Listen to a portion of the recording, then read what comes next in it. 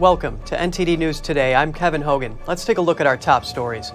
Frustrations are mounting as the death toll from the massive earthquakes exceeds 19,000. Some in Turkey are saying the state's response to the quakes has been inadequate. Defining the waters of the United States, many Republicans say a new rule coming from President Biden is too strict and an example of government overreach. Others say current rules are too lax. A classified briefing on the Chinese spy balloon. What was China looking for near the Air Force Base in Montana? Is it related to nuclear weapons? And why is the communist regime carrying out an extensive balloon surveillance program? We bring you analysis. The White House might start deporting non-Mexican illegal immigrants to Mexico in a policy that the administration hopes could replace Title 42.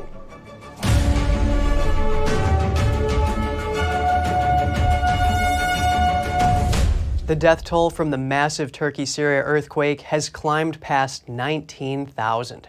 At the epicenter, survivors are mourning their loved ones. A cemetery in Pazarcik was filled with grieving relatives from across the region. The magnitude 7.8 earthquake and subsequent aftershocks caused more than 16,000 deaths in Turkey alone. In Syria, the number is now over 3,000. Hopes are fading of finding survivors on the fourth day, but rescuers are still scouring the rubble for those who might still be alive. Anger is growing in Turkey over the state's response to the massive earthquake earlier this week. The disaster has now killed more than 19,000 people. NTD's Daniel Monahan has the story. Rescuers are racing against the clock through freezing conditions in a frantic scramble to pull survivors from the debris. This local resident says a backhoe is needed to look for survivors. And there are some babies. I have two nephews here. And I'm not sure if they are leaving or not. But there is still some hope because their house, their room, is not totally collapsed. Traumatized quake victims prepared to spend a third night outdoors as night fell on the border province of Hatay, while people sought temporary shelter and food in freezing winter weather in southern Turkey, waiting in anguish by piles of rubble where family and friends might still lie buried. Rescuers were digging out some people alive and finding others dead. But many Turks have complained of a lack of equipment, expertise, and support to rescue those trapped, sometimes even as they could hear cries for help. We have 30 dead in there. Is our state really incapable? Are they so incapable? We cannot say anything. 30 bodies have been lying here until the morning. Meanwhile, Turkish President Tayyip Erdogan said it was not possible to be prepared for such a disaster. With God's help, we'll rebuild the houses for all quake survivors within a year, as I have given the necessary instructions. But says the government would accelerate rubble removal and housing construction. Erdogan pushed back at criticism of the government's response to the devastating earthquakes. As of now, a total of 21,200 personnel from the military, gendarmerie, and police are on duty in Hatay. He says dishonest people campaigning in Hatay are making false statements saying there is no one there. But many in the worst affected areas have slammed the response by Turkish authorities as being too slow. And Turkey's main opposition leader has blamed Erdogan for the scale of the devastation. The government is also under mounting pressure from the public over the use of an earthquake tax intended for disaster relief. Turkish economists estimate the disaster fund is worth more than $35 billion, but critics say it isn't being used in the recovery work. Access to Twitter was reportedly restricted in Turkey this week. Users protested the move as it could hinder ongoing rescue efforts to find people still trapped in the quake zone. In October, Turkey adopted a law that would jail journalists and social media users for up to 3 years for spreading so-called disinformation. The latest estimates from the World Health Organization said up to 23 million people could be affected by the disaster. Daniel Monahan, NTD News. Many Syrian refugees fled conflict in their homeland to Turkey, only to die in this week's devastating earthquake. They are returning in body bags, but their grief-stricken relatives cannot cross the border with them. They dreamed of returning home to Syria, but never made it alive. Syrian refugees arrived at the Turkish border in body bags, en route to their war-ravaged homeland. They fled Syria's war, only to die among many thousands of others in the earthquake that struck southern Turkey and northern Syria this week. Usama Abdulrazak pulled his sister's body from the rubble in the Turkish city of Antakya. She was pregnant in her final month. She was supposed to give birth in 2 days. She was supposed to go into labor. We pulled her out of the rubble, and our children are still under the rubble. Relatives clutched paperwork issued by local authorities on Wednesday. It will admit the dead into Aleppo province, but not their living relatives. Across the border, family members will pick up their loved ones and take them for burial. Hussein Ghandoura's 16-year-old son Mohammed is on the truck. I just said goodbye to him before his final journey, he says. Turkish Vegozu border crossing has been closed to regular traffic since Syria's conflict began 12 years ago. It remains closed so far even to aid operations. But Turkish authorities were allowing bodies certified by Turkish hospitals to cross into northern Syria, much of which is held by rebel forces opposed to the Damascus government. Updates on the Chinese spy balloon, a classified briefing on Capitol Hill, an analysis on what the Chinese regime was looking for in Montana, and why the CCP's balloon surveillance campaign is so pervasive.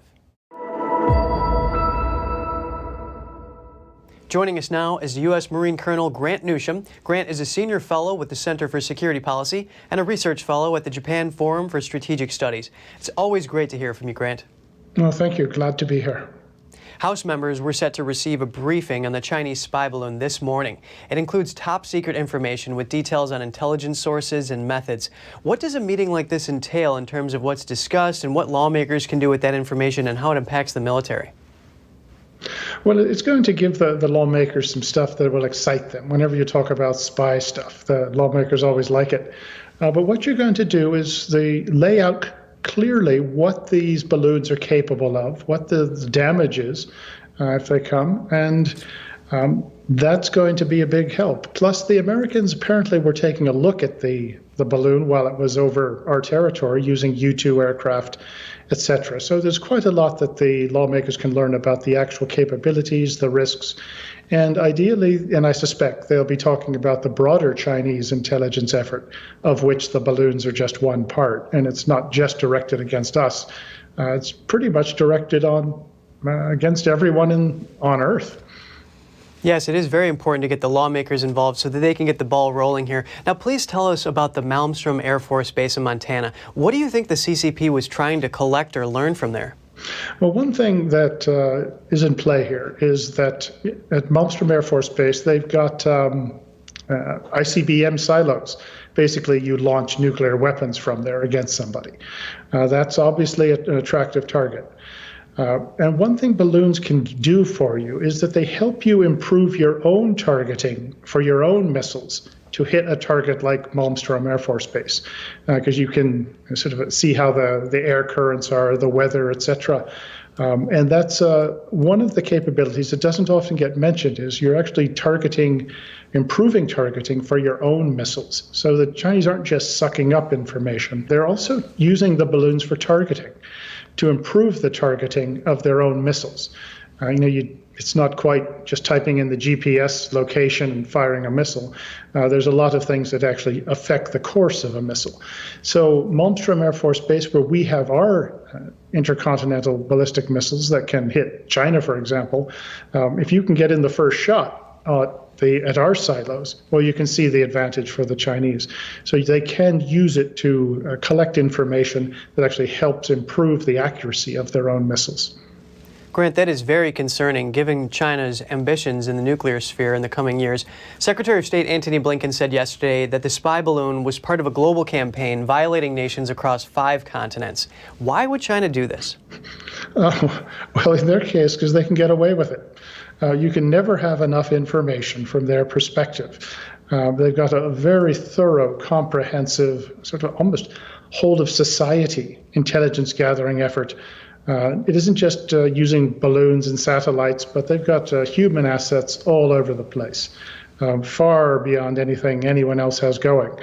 And that's it's what they do. And so no one really should be surprised. And Secretary Blinken must have known what they've been doing for an awfully long time. So, it's nice to see that he's finally discovered gravity. Well, that's really good analysis that we hear from you, Grant. U.S. Marine Colonel Grant Newsham, thank you so much for calling in today. Well, thanks very much. One of President Joe Biden's top cybersecurity advisors is retiring. National Cyber Director Chris Inglis is leaving the role after February 15th, according to his office.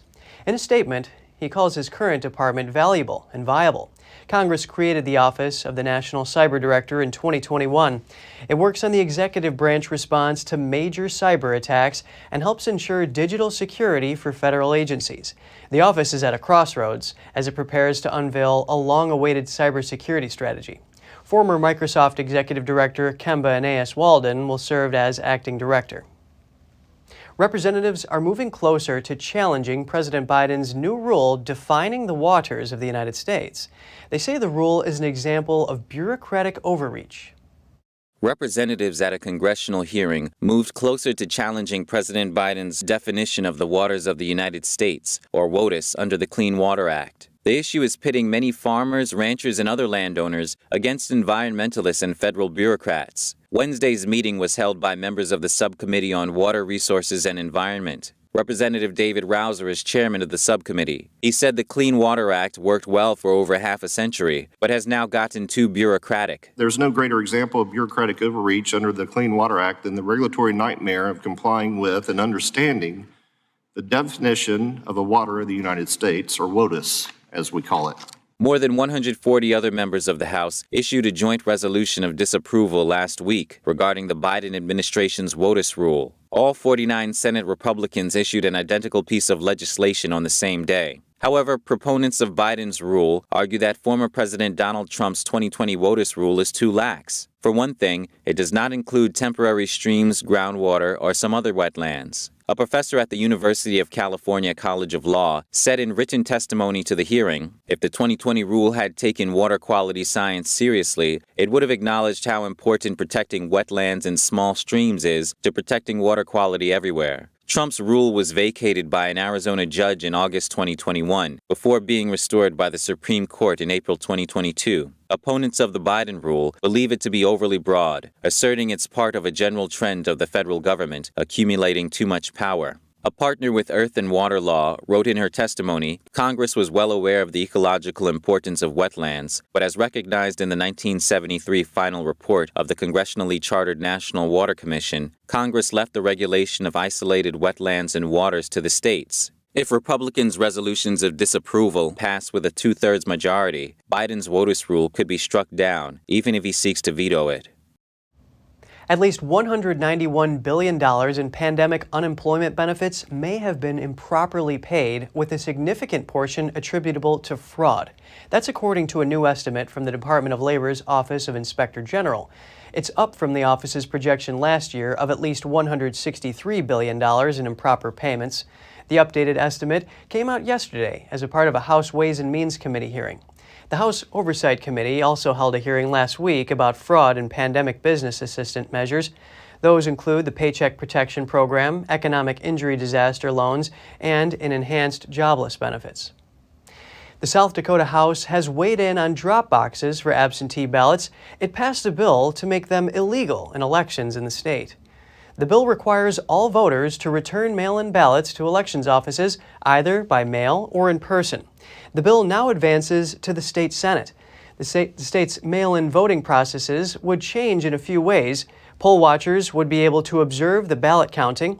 Pre-filled mail-in ballot counting couldn't be used, and penalties for mail-in voting violations would also increase. U.S. Senator John Fetterman was hospitalized yesterday. He said he started feeling lightheaded near the end of the Senate Democratic retreat. The Pennsylvania senator was kept overnight for observation at a hospital in Washington, D.C. A spokesperson says initial tests showed no evidence of a new stroke, but that doctors would be doing more tests. He said he would share more information once he has it. Fetterman suffered a stroke during his campaign last year. Many questioned his health and if he would be able to serve. The stroke left him with difficulty speaking and processing questions unless they are typed out. Fetterman's office says he is in good spirits and talking with his family and staff. Another New Jersey council member is found dead in a car. Russell Heller was found dead outside a power facility where he served as senior distribution supervisor. A suspect was identified, also found dead in his car a few hours later. The Somerset County Prosecutor's Office says the suspect shot himself. He also worked at the facility, but it wasn't clear what working relationship he had with Heller. Elsewhere in New Jersey, Councilwoman Eunice Jumfor was also found dead in her car 1 week ago. Heller was councilman in Milford. Jumfor was a councilwoman for Sayreville. Both were Republicans. More details are emerging about the shocking death of ABC news producer Dax Tejera. He died in December last year at age 37. ABC News said he died suddenly of a heart attack, but a new source now offers a different explanation. The Daily Mail cited the New York City's Office of Chief Medical Examiner and reported that Tejera actually choked on food while being drunk. Tejera and his wife were allegedly dining out while leaving their 2 young children unattended in a hotel room. His wife, Veronica Tejera, was later arrested and charged with child endangerment. Veronica Tejera is a senior producer at The Washington Post. And coming up, Senator Josh Hawley wants to propose a minimum age for social media usage and study the effects of social media on minors. And feral hogs wreak havoc on agriculture, so a company in Texas takes customers on helicopter hog hunts. It's an efficient way to cull the invasive population. More in just a moment here at NTD News Today.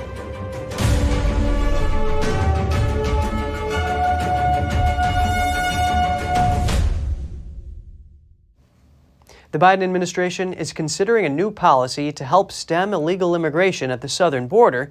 Under this proposed policy, many non-Mexicans could be deported to Mexico. That's according to 2 Homeland Security officials. Right now, the Biden administration is still leaning on the Trump-era COVID policy known as Title 42, which allows authorities to turn away certain migrants at the border. But with Title 42 potentially expiring soon, officials are looking at other measures they can take. The new plan would be a fast-track deportation process known as expedited removal. Illegal immigrants from countries like Cuba, Venezuela, and Nicaragua would go to Mexico. The U.S. isn't able to deport them back to their home countries because of strained diplomatic relations. This would appear to mark the first time Mexico would take back non-Mexican deportees at a large scale. Officials say negotiations between the U.S. and Mexico are ongoing. New York City is supplying free bus tickets to illegal immigrants who want to travel north to Canada. The New York Post reported the migrants are traveling to Plattsburgh. It's a city just south of the Canadian border. They cross into Canada at an unofficial checkpoint using Wroxham Road. Canadian officials have complained. They say a legal loophole in the Safe Third Country Agreement is being exploited. That agreement between the U.S. and Canada states asylum seekers must seek refuge in the first country they enter, whether it's the U.S. or Canada. But it doesn't cover unofficial entry points such as Wroxham Road. New York City is struggling to cope with an influx of illegal immigrants. Many are being sent by Republican governors in the South to Democratic-controlled cities in the North. More than 100 illegal immigrants landed in the Florida Keys today. U.S. Customs and Border Patrol says the migrants traveled by sea in this vessel. They arrived at the Tavernier Key this morning, according to the Monroe County Sheriff's Office. Officials are providing medical assistance and resources to the migrants. No word on where they're from, likely Cuba or Haiti. Florida Governor Ron DeSantis has activated the National Guard to help with a recent influx of migrants from Cuba and Haiti in the Keys. That executive order expires in March. Disney announced a major restructuring yesterday.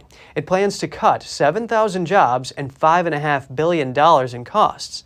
The entertainment giant is the latest media company to announce job cuts in response to slowing subscriber growth and increased competition for viewers. NTD's Jeremy Sandberg has more on the move. Disney said Wednesday it plans to restructure into 3 segments: an entertainment unit for movies, television, and streaming, a sports-focused ESPN unit, and a parks, experiences, and products division. The 7,000 layoffs represent around 3.5% of Disney's global workforce. The order in which they go about this will share a bit of light or shed a bit of light on their priorities for this restructuring. Shares of Disney rose almost 5% at the news. Recently reinstated CEO Bob Iger says streaming will remain Disney's top priority and that the company will focus more on its core brands and franchises. Yeah, this is Iger coming in with sharp knives because he needs to prove a point. And I think Disney got way overdone in terms of hiring on the content side. And it sends a signal internally to the industry as well as Wall Street. The company reported its first quarterly decrease in subscriptions for its Disney Plus streaming service, which lost more than $1 billion. Warner Brothers and Netflix previously underwent layoffs. If you look across the industry, Disney is not alone. There are a lot of companies right now which are really paying the piper and seeing what they have to do here in order to keep functioning at where they want to be. The restructuring steps also include a promise to reinstate a share of profits and earnings to shareholders. Jeremy Sandberg, NTD News. Florida state lawmakers are moving forward with a bill to take over the special taxing district around Disney's Florida theme parks. The bill makes several changes to the Reedy Creek Improvement District. That's the 55-year-old government body that gave Disney control over the land around its Orlando area properties. The district's existing board is made up of individuals with close ties to the entertainment giant. The bill would replace those board members with 5 people handpicked by Governor Ron DeSantis. However, the legislation clarifies that the board can continue its special taxing and borrowing authority.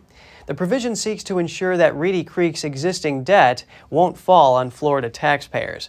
That was a concern that arose last year when lawmakers moved to dissolve the special district.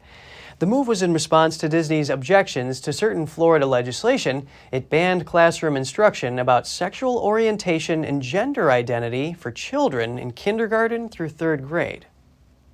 Amid growing backlash against social media platforms, Senator Josh Hawley says he plans to sponsor legislation that will set a minimum age of 16. He told NBC he also plans to commission a study on the impact of social media on young users' well-being.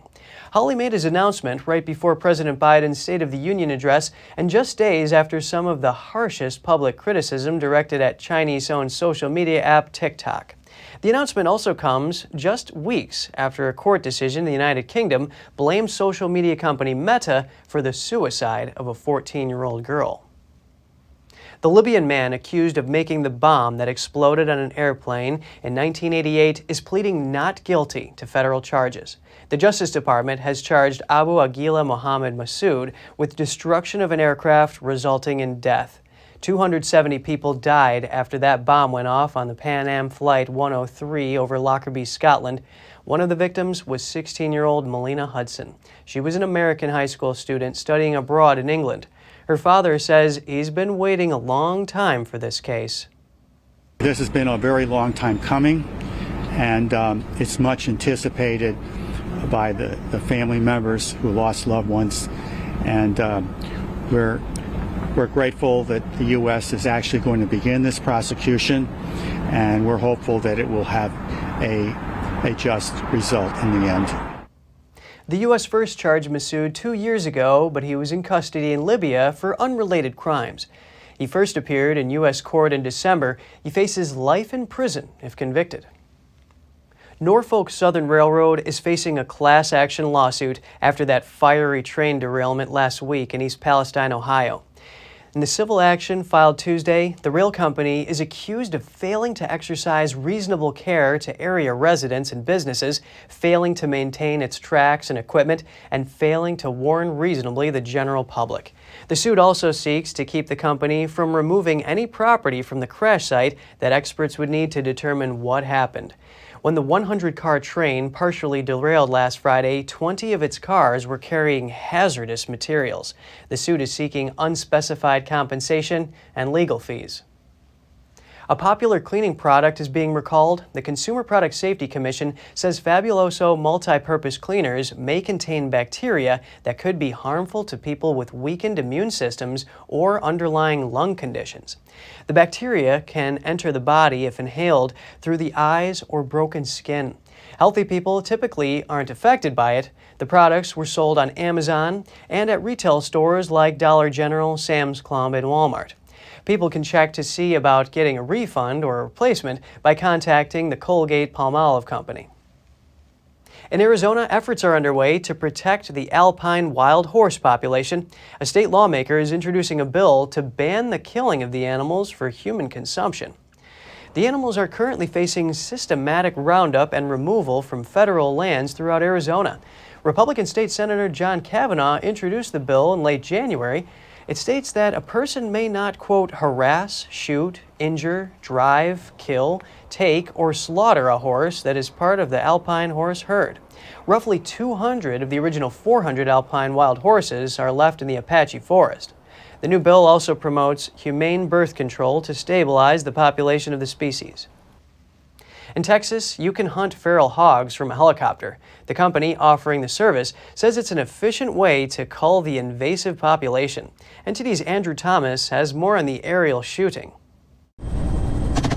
On a cold January morning, a helicopter cruises above central Texas farmland. The 4 passengers hanging outside the aircraft are hunting feral hogs. The invasive species is common in Texas. It's just such a crazy experience. You can't describe it. I mean, riding a helicopter is one thing. Shooting machine guns another thing. You put the 2 and 2 together and it's just nothing like it. Helibacon charges hunters about $3,000 to spend 2 hours in a helicopter. Mitchell Burkett says hog hunting isn't just about the experience. It's also about conservation. Oh, it's fantastic. It's I think for a lot of people they label it like a guilty pleasure, but you have to remember it serves a good purpose. Sure, you get a lot of fun out of it and you get to shoot some big guns, but you're also, I think, taking care of a really big problem that faces Texas.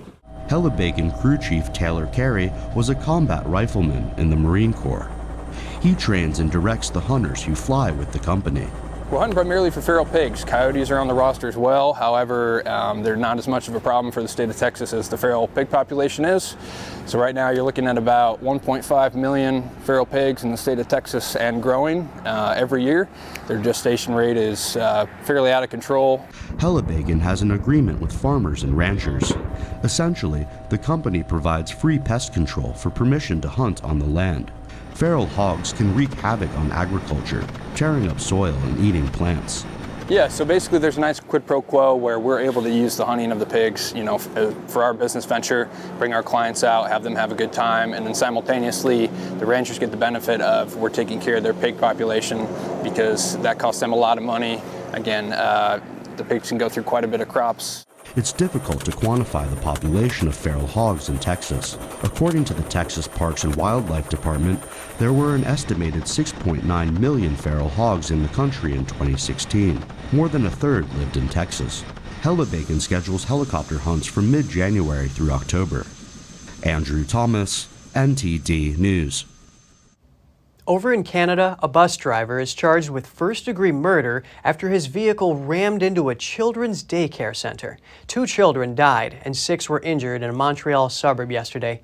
Police did not give a cause for the crash, but filed murder and assault charges against the driver. Authorities say he's worked for the transit system for 10 years and doesn't have a criminal record. Canadian Prime Minister Justin Trudeau expressed his condolences to the families involved. The incident happened at the time when the kids are usually dropped off by their parents. Authorities didn't confirm the children's ages, but according to the Canadian Broadcasting Corporation, about 80 kids under the age of 5 attend the St. Rose Daycare in Laval. Laval is about 20 miles northwest of Montreal in Quebec, Canada's second most populous province.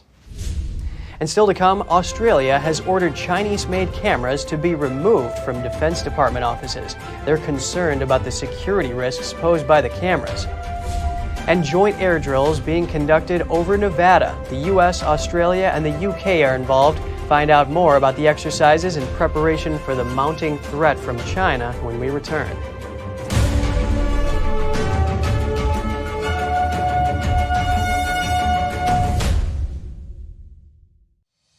We're entering an unprecedented period of economic turmoil.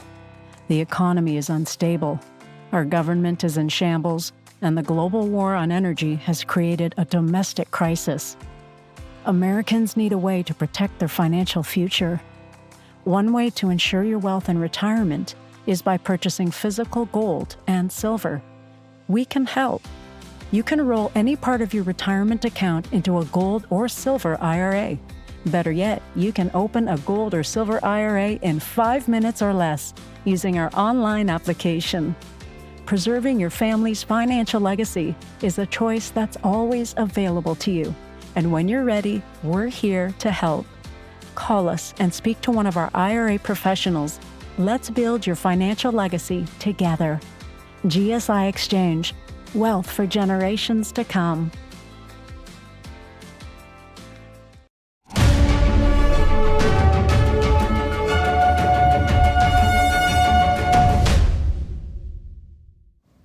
Welcome back. Australia has ordered the removal of Chinese-made cameras used in Defense Department offices. It comes amid reports of security risks posed by the cameras. According to local media, several Chinese-made security cameras at the National War Memorial in Canberra are to be removed. The move follows Britain's decision in November to stop installing Chinese-linked surveillance cameras at sensitive buildings. Some U.S. states have also banned vendors and products from several Chinese technology companies. The cameras in Australia were made by Hikvision and Dahua, both CCP partly owned firms. Both companies are on the U.S. government blacklist for aiding the ongoing genocide and repression of Uyghurs in the Xinjiang region. This is an issue, and we, in respect of what's in the newspapers today, we're doing an assessment of all the technology for surveillance within the defence estate, and where those particular cameras are found, they're going to be removed. Well, the concern is that these are Chinese manufactured cameras, and there's data being collected which is going back to the Chinese state. We still don't know fully if that's the case. We haven't seen any technical assessment or attributes of the cameras to actually know if that's the place. According to an audit, there are over 900 Chinese-made cameras in 250 buildings. These include the Departments of Defense, Foreign Affairs, and Finance. The U.S., Australia, and the U.K. carried out China-focused air drills yesterday. The 3-week-long exercises simulate high-end combat operations against Chinese fighter jets and air defenses. NTD's Jeremy Sandberg reports. We think that if we're ready for China, we're ready for anybody. The joint air drills over the Nevada desert and beyond are meant to prepare fighter pilots for the challenges they would face in a conflict with China. We have 2 airborne aggressor squadrons called the 64th and 65th Aggressor Squadrons. They fly the F-16s and the F-35s, and they replicate all of the Chinese fighters through their 4th gen and their 5th gen adversary aircraft. The training addresses the far distances the U.S., Australia, and the U.K. would have to negotiate in order to operate across the Pacific. It aims to improve the interoperability of the 3 countries' air forces, including air-to-air refueling. We're not necessarily reacting to any recent political events. It's just the pacing challenge that we train to. The Pentagon has voiced growing concern in recent years over pressure from Beijing on self-ruled Taiwan. The Chinese Communist Party, or CCP, sees the island as a breakaway province. This mission is to simulate a need to undertake activity into an area where there has been an invasion by a hostile country. The U.S. government has identified China as its military's top strategic priority. That's despite it devoting billions of dollars to support Ukraine against Russia. CIA Director William Burns cautioned last week that the United States knew as a matter of intelligence that CCP leader Xi Jinping had ordered his military to be ready to conduct an invasion of self-governed Taiwan by 2027. Jeremy Sandberg, NTD News. If you have any news tips or feedback for the show, don't hesitate to email us at news.today@ntd.com. And still to come, the Ukrainian president speaks to European Union leaders. He tells them there is no free Europe without a free Ukraine. And President Vladimir Putin is taking a glass-half-full approach to Western sanctions. He says companies leaving will benefit Russian companies. More in just a moment here on NTD News.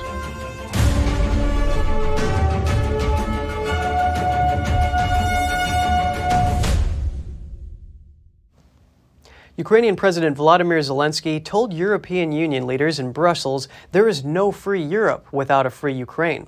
He is touring Europe to ask allies for more arms and to push Kyiv's bid to join the EU. The European Union has, for the first time in its history, supplied such large-scale and consistent military assistance, which we receive.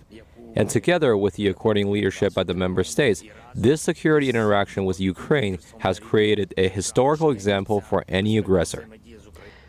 Zelenskyy also said Russia has weaponized energy resources against Europe and that it remains to be seen if sanctions against Russia have had an effect in stopping the war.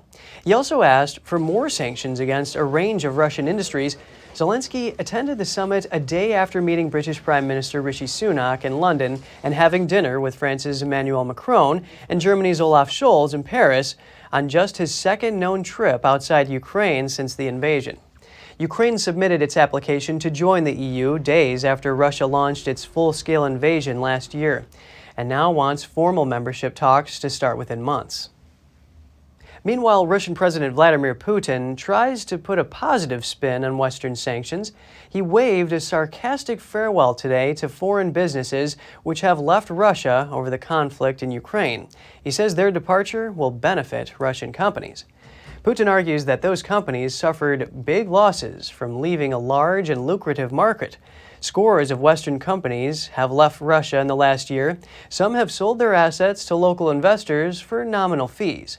Western sanctions over the conflict have hit some sectors of Russia's economy hard, but Moscow says the sanctions have boomeranged against the West by driving up inflation and energy prices.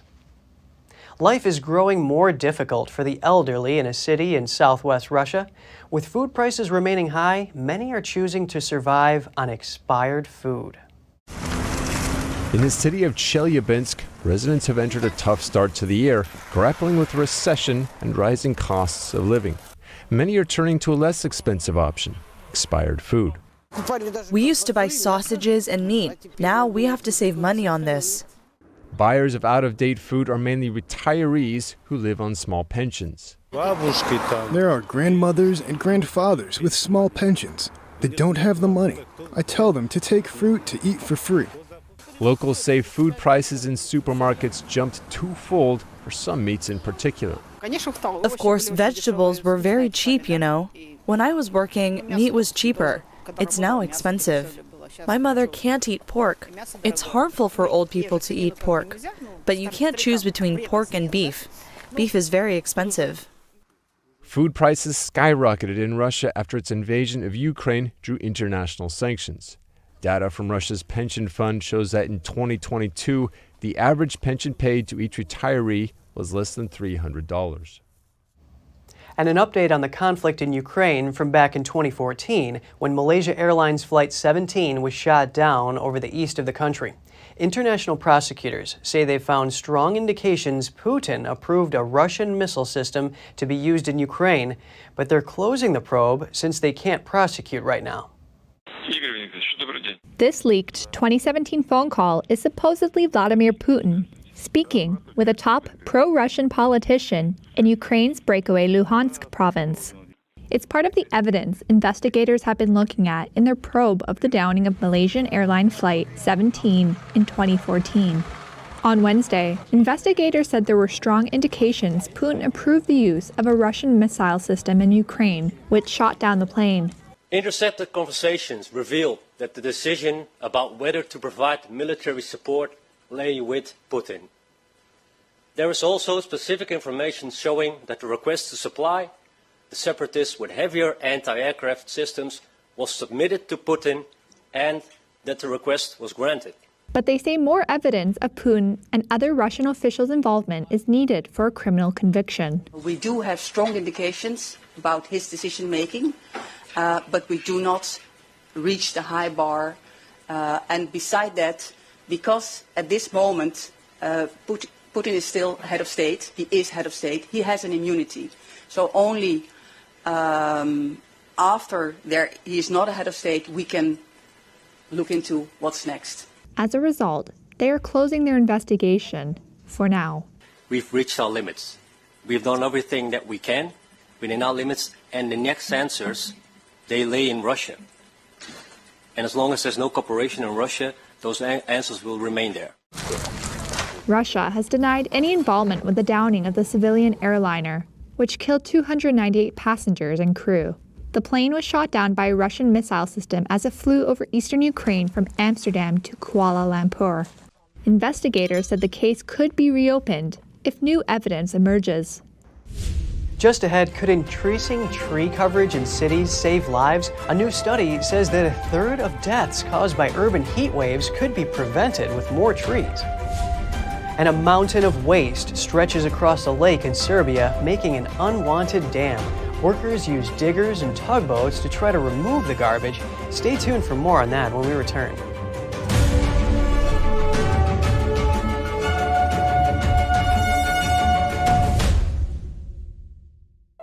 The Fixture Pioneer, CGM.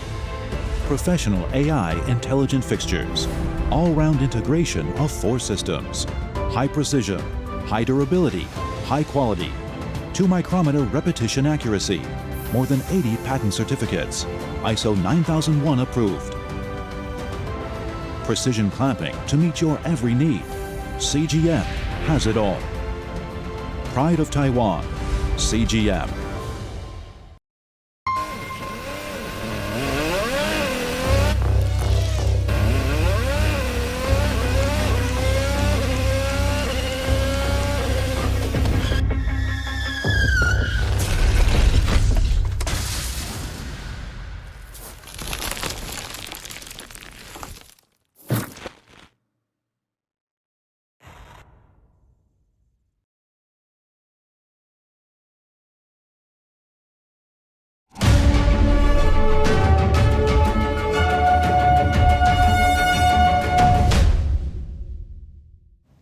Good to have you back with us. Down in Brazil, government agencies are expelling thousands of illegal gold miners in the Amazon rainforest.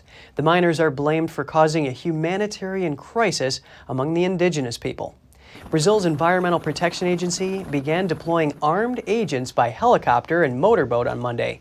They have arrested and removed dozens of miners in Brazil's largest indigenous reservation. More than 20,000 miners invaded the reservation, bringing disease, sexual abuse, and armed violence. This has terrified the indigenous Yanomami people, who have a population of 28,000. The Yanomami people have long lived in isolation. Their mineral-rich lands have attracted wildcat miners for decades. Scientists say cities need more trees. A study shows increasing tree coverage can mitigate heat wave deaths. NTD's Andrew Thomas has the details on the research. Researchers say that more tree coverage could cut heatwave fatalities by a third. The modeling study, recently published in The Lancet, was based on statistics from 93 European cities in 2015. I think what is unique about this study is also that it includes a lot of different cities, and also it's kind of on the nexus of the climate crisis, urban forestry, green space, health, and urban planning. So it brings a lot of different things together. The study found that living in a city with more foliage comes with additional health benefits. The plants can reduce heart disease and dementia and enhance cognitive function. It recommends cities have 30% surface area covered by trees. So far the reactions what we've had are very positive from academics, but also practitioners in cities. They all recognize. We know that many cities are at the moment greening. The 30% target that we used, is already adopted by many cities. According to 2020 data, Barcelona has an existing tree surface of 25% with nearly 250,000 trees. In a compact city like Barcelona, it will be difficult just at the moment to find space to put down trees. So you need to do something more dramatic. You need to take, say, for example, asphalt away. At the moment, 60% of public space, like roads, are dedicated to cars. Coloma Roll is a city councilwoman in Barcelona. She says tree coverage area isn't the only consideration. We think that the 30% mustn't be just covered by trees, but green spaces in general. And it isn't just about the percentage, but also about the quality of the greenery in these spaces. We want trees with big and powerful biomass. We want different types of trees. We're on our way. We will surely reach 30%. According to the National Weather Service, 2022 was Spain's hottest year on record. The average temperature for the year surpassed 59 degrees for the first time since records started in 1961. Andrew Thomas, NTD News. In southwest Serbia, a mountain of waste has created a dam across a lake. Now workers are using diggers and tugboats to try to clean it up. NTD's Andrew Thomas has the details on the cleanup. The Lim River feeds Serbia's Potpech Lake, but during the winter it swells and sweeps up rubbish from dozens of illegal landfills along its banks, leaving a giant mountain of sludge made up of plastic bottles, rusty barrels, dead animals, furniture, and home appliances. Tugboats and heavy machinery have been working overtime in recent weeks to clear the waste. You can see what the situation is like, but it is in fact much better now than it was before, because we cleaned up a lot. All sorts of garbage, tree stumps, animal carcasses and whatnot. You would not believe the kinds of things people throw into the river. I hope we won't have to keep coming back here to clean. The waste has amassed into a vast barrier choking the lake. Since last December, workers have removed more than 353,000 cubic feet of waste, but even that amount is just a fraction of what's left. This work puts a lot of strain on the machinery, so it often breaks. Tree stumps often get caught in the propellers, causing breakage. Right now we are dealing with a broken flange. The garbage problem is evident. Piles of waste dot hills and valleys, trash lines roads, and plastic bags twist from tree branches. Environmental activists say action is needed now. For a start, to solve this problem, steep fines should be slapped on all legal entities and citizens who pollute the environment by illegally dumping waste along the banks of the River Lim. When it swells, the river carries that waste to us. Water pollution is just one problem facing the Western Balkans. High levels of air pollution also affect a number of cities in the region. Andrew Thomas, NTD News. Scientists have discovered a small planet with a ring similar to the one around Saturn. Research published in the journal Nature described the planet called Quasar as icy. It sits in an area of frozen debris past Neptune. Now the ring around Quasar itself isn't visible using a telescope. Astronomers happened upon it accidentally. They noticed that when stars pass behind the small planet, its ring blocks the starlight. Quasar is about 700 miles in diameter. That's about half the size of Pluto. It's about 4 billion miles from the sun. And coming up, big brands take advantage of the Super Bowl ad spots, find out how much they're paying, and what to watch for this year. We'll be back with more soon here on NTD News.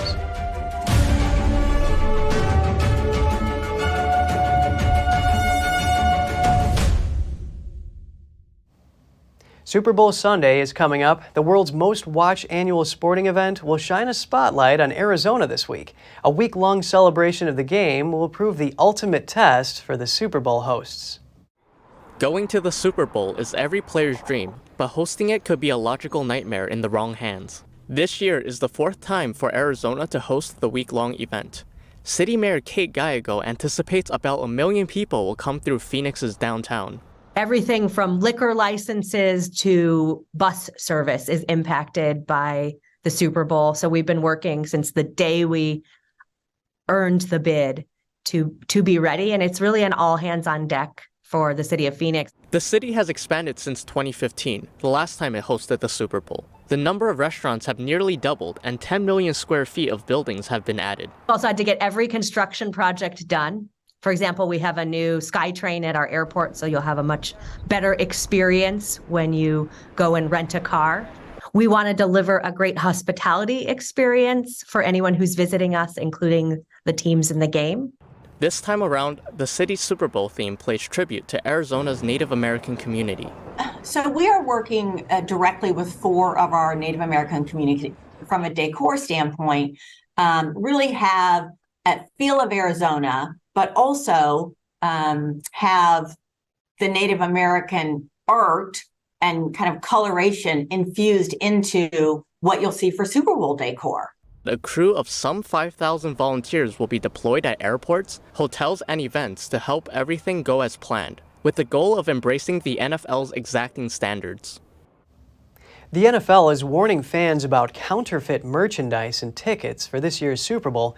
In an effort to reduce fraud, all Super Bowl 57 tickets will be digital. The Super Bowl draws around 100 million viewers each year, making it a prime-time advertising opportunity. But the ad spots aren't cheap. NTD's Andrew Thomas has more.